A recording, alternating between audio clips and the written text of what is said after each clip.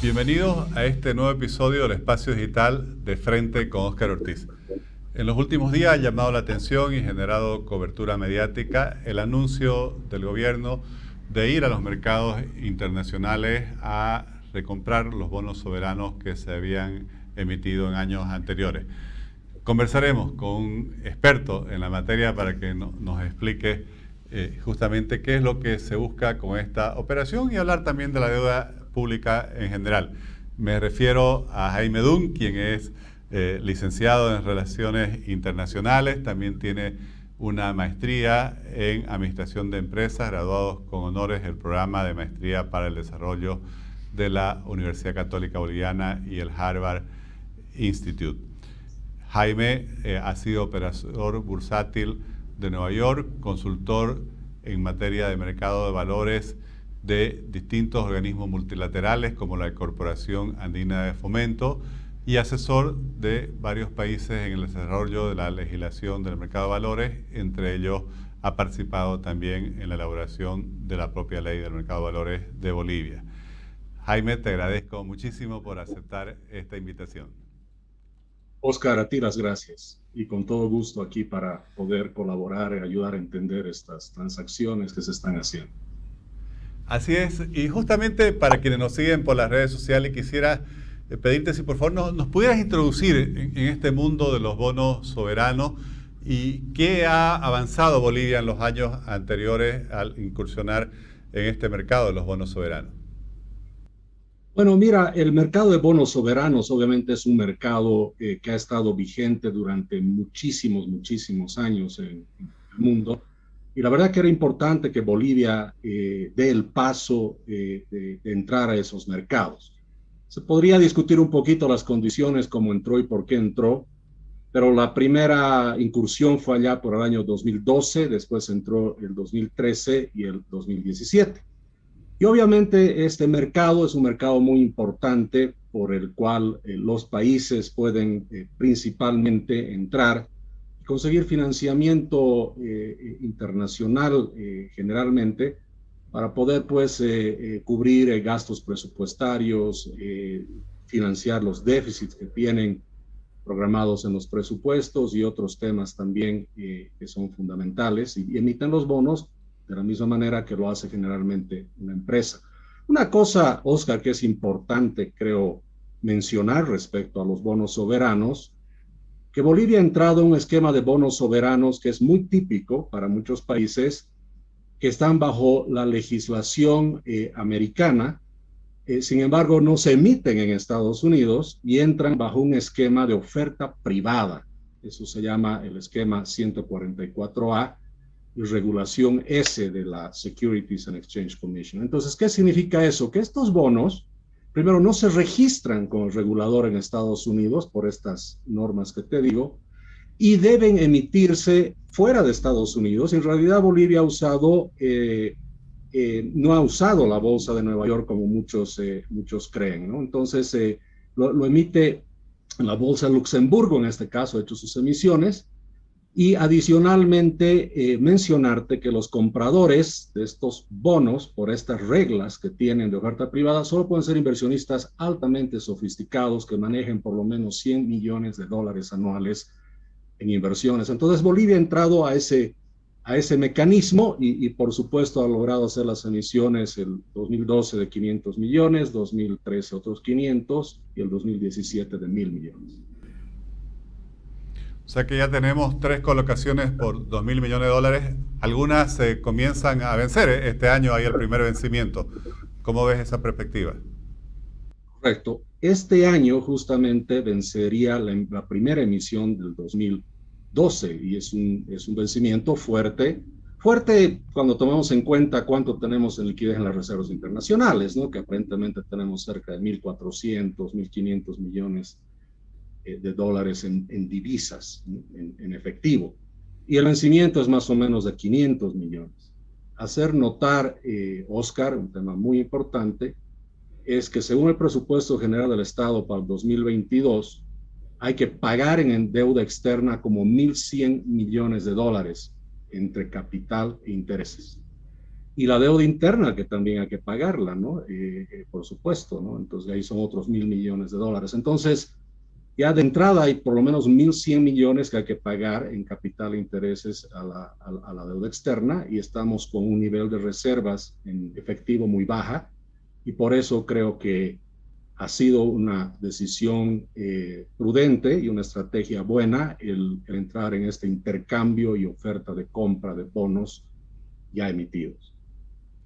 Eso quisiera que nos expliques, porque el año pasado se había anunciado justamente una emisión de $3.000 millones, no se llegó a concretar. Ahora se anuncia un mecanismo distinto, ¿no? Entiendo, una parte irá a la recompra de los bonos ya anteriores, ya emitidos, algunos por vencer y otros que vencerán en algunos años, y otra parte, otro monto quedará para, supongo, financiamiento del déficit fiscal. ¿Cómo ves la diferencia entre las colocaciones anteriores y la que se ha anunciado para el 2022? Bueno, primero comentarte, Oscar, que no es la primera vez que Bolivia intenta emitir bonos y no lo hace. Evidentemente, esta emisión de 3.000 millones de 2021 no se la hizo, pero tampoco se hizo el 2015, que se iban a colocar 1.000 millones, tampoco se hizo el 2018 y el 2019. Entonces, digamos que son 4 instancias en las cuales Bolivia debió haber emitido y no lo hizo. Y en ese momento fueron por condiciones de mercado, esa fue la explicación que nos dieron. También una diferencia fundamental, respondiendo a tu pregunta, es que cuando se hicieron los bonos, las 3 emisiones que hemos comentado, y se colocaron, esos bonos fueron 100% para infraestructura. El bono del 2012, 2013, esos 1.000 millones se fueron para la construcción de carreteras, puentes, túneles en 6 departamentos de Bolivia, excepto Tarija, Sucre y Santa Cruz, por algún tema que no conozco. Y el del 2017 fueron 1.000 millones que fueron a la construcción de hospitales de tercer y cuarto nivel. Más allá del hecho de que todavía no había una rendición de cuentas para ver si se ha usado en eso, comentarte que ya desde la emisión que se pretendió hacer el año pasado de 3.000 millones y esta emisión han cambiado el uso de los fondos. Es decir, de proyectos de infraestructura ahora se llevan prácticamente, como lo dice en el term sheet, apoyo presupuestario y manejo de pasivos. Ese es el destino de los fondos que le han puesto a la emisión, al intercambio y oferta que se hace ahora, y a los 3.000 millones que no se pudo hacer. O sea, hubo un cambio radical en el destino de los fondos. Básicamente, apoyo presupuestario sería financiamiento del déficit, ¿no? Y refinanciamiento de la deuda anterior. Sí, prácticamente sería eso. Comentarte también que es muy común que hagan los países apoyo presupuestario, como te decía, con los bonos soberanos. Es más, déjame comentarte a manera de paréntesis, que cuando hicimos la emisión del 2012 y de 2013, una de las cosas curiosas que hubo es que el país tenía un superávit acumulado esos 2 años de más de cerca de 6.000 millones de bolivianos. Y la verdad que haber emitido prácticamente por ese monto no tenía mucho sentido, porque tenía la plata. O sea, Bolivia tenía el dinero, y teniendo ese dinero decidió salir al mercado internacional, ¿no? Entonces, ahora que ya no lo tiene, por supuesto está saliendo. Y obviamente las condiciones no son las mismas, y por eso cambia el destino de los fondos para ir a cubrir déficit y hacer el intercambio de bonos antiguos por bonos nuevos, y pues tener un impacto en la liquidez del país para no tener que usar recursos, como hemos dicho, que están relativamente bajos cuando los vemos dentro de las reservas internacionales en los niveles de efectivo. Y decías, las condiciones no son las mismas. ¿Cómo ves las perspectivas para esta colocación? Tanto por un lado, por la posibilidad de concretar la misma colocación, porque ahí dependemos de que haya interesados. Al final es el mercado el que tiene que definir si hay la disponibilidad de invertir en estos bonos. Y por otro lado, el costo que tendrá, porque también en función de la percepción que haya sobre el riesgo país, sobre nuestra condición económica, los inversionistas pueden demandar una u otra tasa de interés como premio a su inversión. Y lo que tú dices es correcto y para entender bien el tema, hay en realidad dos grupos de condiciones que los inversionistas van a ver. Uno son las tasas de mercado, obviamente. Y segundo es las condiciones del país.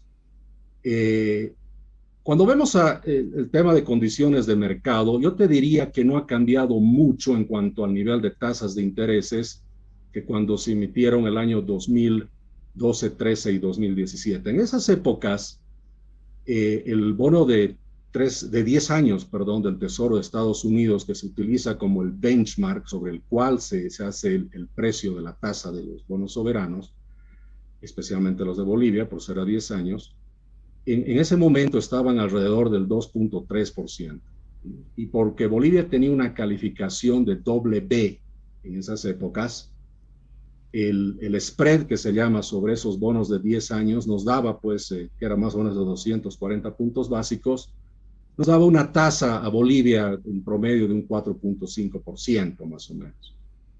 Pero ¿qué es lo que pasa, Oscar? Hoy en día, las tasas han subido evidentemente en los últimos 30, 60 días, de estar por la misma tasa del Tesoro americano a 10 años, de estar hace unos meses atrás debajo del 1%, hoy en día ha llegado a tocar el 2% el día de hoy. Está relativamente por debajo de lo que estaba antes, el 2013, 2017, que decía que estaban en 2.30, pero el tema es que las condiciones de Bolivia han cambiado. O sea, el 2012, 13, 2017, Bolivia tenía una calificación de doble B. Hoy en día tiene una calificación de B. Por lo tanto, ese spread sobre la curva de 10 años, que era de 240 puntos básicos, lo más probable es que esté entre 400 y 600 puntos básicos. Entonces, la tasa de interés ya no va a ser alrededor del 4,5%, va a ser, yo estimaría, entre el 6 y capaz el 8%. Te hago notar una cosa, que un país B, la última emisión de un país B, que ha sido hace unos 7, 8 meses atrás, ha sido la República de Ghana. Y Ghana ha salido con el 8% de interés, con una calificación de B. Entonces, tenemos que alistarnos a tasas más altas, definitivamente. Hubiera sido muy importante haber emitido durante el 2020 y 2021, que el mercado estaba muy abierto, con tasas muy bajas. En Latinoamérica, países como Chile se han financiado 6 veces el año pasado con bonos soberanos, han hecho 6 emisiones. Colombia, Perú han hecho 2, o sea, muchos países han emitido y Bolivia se quedó fuera de eso y hubiera sido muy importante emitir el año pasado o el mismo 2000. Jaime, y desde tu análisis, ¿cómo entendés el beneficio de las colocaciones de bonos soberanos para financiar, en este caso, el déficit o reprogramar pasivo, cuando tradicionalmente el país se ha endeudado con los organismos multilaterales a tasas menores e incluso las tasas que capta el país de las AFP y otros inversionistas privados en el mercado interno son menores? ¿Qué es lo que justificaría ir a pagar el 8% con esta colocación de bonos en el exterior? A ver, en primer lugar, las condiciones de Bolivia han cambiado, ¿no es cierto? Como te decía. Lo que pasa es que yo creo que el 2013, 2017, cuando estábamos todavía en la cresta y empezando a bajar del boom de los commodities, Bolivia nunca pensó, o digamos el gobierno nunca pensó que la calificación de riesgo iba a bajar. Entonces, es más, esos Ws eran las calificaciones más altas de la historia de Bolivia. Valga la aclaración que W es todavía relativamente comparado con Chile y con otros países, Uruguay, República Dominicana, Panamá, todavía es una calificación baja. Yo siempre digo W, no significa ni bueno, ni bonito, ni barato, pero era la calificación más alta que ha tenido Bolivia y le daba acceso a esas tasas del 4, 4,5 a 10 años. El problema es que las condiciones de Bolivia han cambiado. Y han cambiado hacia abajo en calidad crediticia y nos han puesto con una calificación de B que bueno, si W no era tan gran cosa, imagínate lo que es B hoy en día. Definitivamente son bonos calificados como basura, junk bonds, que son bonos que si tú quieres vender tienes que pagar tasas más altas. Ahora, ¿cuál es el problema respecto al financiamiento multilateral, por lo menos hasta donde yo he visto en este momento? Es que esos préstamos que te hace La CAF, el BID, hasta el mismo Fondo Monetario, no te van a prestar para pagar bonos. Y tú tienes bonos que se te vencen ahora. Entonces, o pagas con tus propios recursos que no los tienes, con reservas cuya liquidez está alrededor de 1.400 millones de dólares, o tienes que arriesgarte a salir a la tasa que te dé el mercado.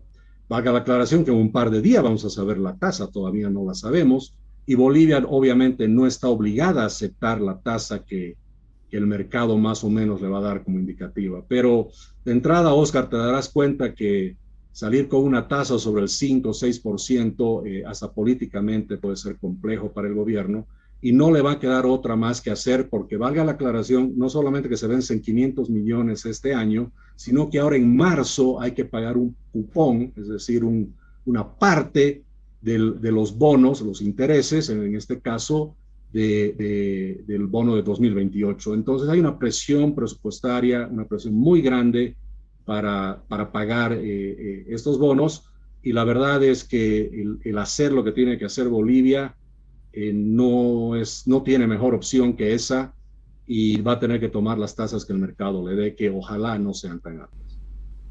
Y desde esa perspectiva, ¿cuál es tu análisis sobre el nivel de endeudamiento que tenemos y cuánto margen tenemos para continuar endeudándonos para seguir operando con este esquema de financiamiento del déficit y obviamente de búsqueda de una tasa de crecimiento en función al gasto público? Sí, ese es un tema muy importante, estimado Oscar, porque la verdad es que el nivel de endeudamiento del país ha crecido demasiado en los últimos 14, 15 años, ¿no? Hoy en día no tenemos los datos oficiales a la fecha, pero entre endeudamiento interno y endeudamiento externo estamos más allá del 70% del Producto Interno Bruto. Es decir, estamos con un nivel de deuda demasiado alto, y eso está haciendo que obviamente el servicio de la deuda y los pagos que se tengan que hacer son cada vez más onerosos. En cuanto a la deuda externa, separando de todo el gasto público, la parte que es deuda interna y deuda externa, esta deuda externa básicamente se mide por 3 parámetros, lo cual es saldo de deuda sobre el Producto Interno Bruto, que no debe ser más del 40%, el saldo de deuda sobre exportaciones, que no debe ser más del 15%, y el saldo de deudas, el servicio de deuda que no puede, sobre exportaciones, que no debe pasar del 180%. Entonces, en estos indicadores estamos muy cerca, especialmente en este saldo de deuda sobre exportaciones, estamos muy cerca al 180%, estamos cerca del 160%. En servicio de deuda sobre exportaciones estamos alrededor del 10%, hay todavía un pequeño margen, y lo que es deuda sobre PIB, Producto Interno Bruto, estamos también muy cerca a ese 40%, alrededor del 35, 36%. Entonces, yo creo que Bolivia también ha tomado como país en cuenta eso, el gobierno particularmente, porque si tirabas una emisión nueva de 2.000 millones frescos sin intercambiar deuda, sin patear la deuda vieja un poco más adelante, te volabas estos ratios, ¿no? Entonces estamos muy cerca a perder, digamos, los techos y límites que bajo estándares internacionales ya son puntos que si sobrepasas se podría decir que tu solvencia está bajando rápidamente. Ahora, en el presupuesto general de la Nación se prevé todavía un porcentaje de déficit importante y además un monto muy elevado de inversión pública. ¿Cómo ves las opciones de financiar realmente? ¿Qué tan realista es financiar este presupuesto, dado que con 2.000 millones de dólares que va a implicar esta colocación no se resuelve todo el financiamiento previsto en el presupuesto? Correcto, ¿no? Y ahí, viendo los números, tú sabes que ha habido mucha crítica al tamaño de ese presupuesto, ¿no? Un presupuesto de 235.000 millones de bolivianos, 40% debe financiarse con recursos externos y recursos internos, que es un monto tremendamente grande, ¿no? De 95.000 millones, una cosa así. Y cuando vemos la inversión pública, curiosamente la inversión pública es prácticamente la más alta, se ha programado una de las más altas, o la más alta en realidad de la historia de Bolivia. La última vez que hemos tenido una inversión pública de este nivel programado ha sido justamente el 2013, 2014, que cuando estábamos en pleno boom de los commodities, ¿no? Entonces, El haber puesto en este presupuesto estos más de 5.000 millones en inversión pública y también decir que de ahí 2.000 millones van a tener que venir del financiamiento externo, y estamos viendo ya que por lo menos los bonos, por el mecanismo que está usando, no nos van a traer una gran cantidad de recursos frescos, pues creo que de nuevo hemos apuntado mal a la inversión pública. No creo que se llegue a ejecutar los 5.000. Como referencia, el 2021 eran 4.000 millones que deberíamos haber ejecutado en inversión pública, y apenas hemos ejecutado como el 34%, 35%, unos 1.300, 1.400 millones de dólares, ¿no? Entonces, creo que la inversión pública hasta ahora, por lo que vemos, y este intercambio que se hace de bonos que no van a traer recursos frescos, está en peligro de llegar a esos 5.000 millones. Jaime, te agradezco muchísimo la explicación, realmente muy esclarecedora, y estoy seguro que quienes nos siguen por las redes sociales van a apreciar mucho toda la información que has compartido en este episodio. Muchas gracias. A ti, Oscar, las gracias. Gracias.